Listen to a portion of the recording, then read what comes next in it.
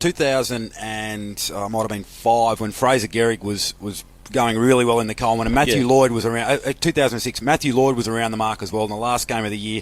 The Bombers, it was ridiculous how out of the way they went to try to get the ball to Lloyd to win the Coleman. Right.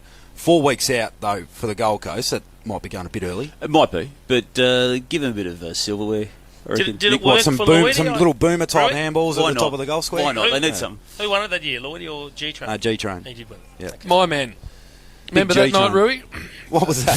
The Prince of Wales? Oh, yes, I do. Just you can be in the wrong place at the wrong time. You can. We take us through it. I've heard it, but take the listeners through it. Jeez, I've forgotten. We Jim's sweating. He started to sweat. Don't worry. We used to have a Channel 9 when we had the rights. We used to have a lunch that went all day at the end of the footy season that the management put on, and we used to get nice and dusty, pretty much.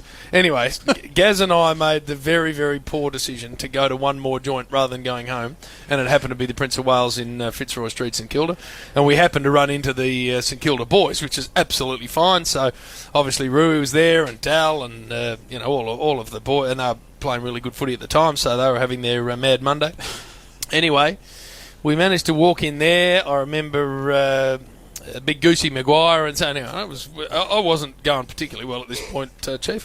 But anyway, I'm having a beer and a chat to a couple of those blokes, and suddenly the oxygen had gone out of the room a bit, and the blokes that I had around me talking to me seemed to have gone somewhere else, and I was just left with Big Fraser, or as we used to call him on the Triple M call, the carpet snake. That's right. Didn't like it. Just he and I won out. And he wasn't seeing the humorous side of anything we were going with on air that season. And I was trying to explain to him that all of that came from the Foss and I'd actually had nothing to do with it.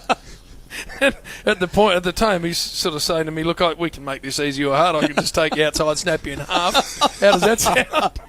And when you've had a few, you're not sort of sure if someone's serious or not. He was. I'm looking at him going, is he actually being serious? He was. Anyway, I've then looked around, and Gaz, who I thought would be helping me out, just evaporated.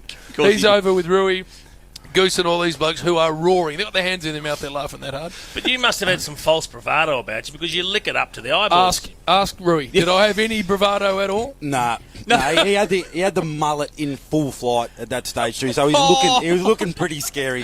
Big he's got arms as big as my legs. You just whipped it. He's a big unit. unit. Chief. Just melted in front of me. I said Fraser. Fraser. No one's ever called him Fraser. One of the all-time great blokes, Fraser Gehrig, and a real gentleman, a real lovely fella, but not big on the media. Not big on the media. I found that out that night. Yeah. Anyway, I told him to bugger off and went and got a beer. I got my ass out of there very quickly, Chief, and just I did what I should have done 2 hours earlier and gone home.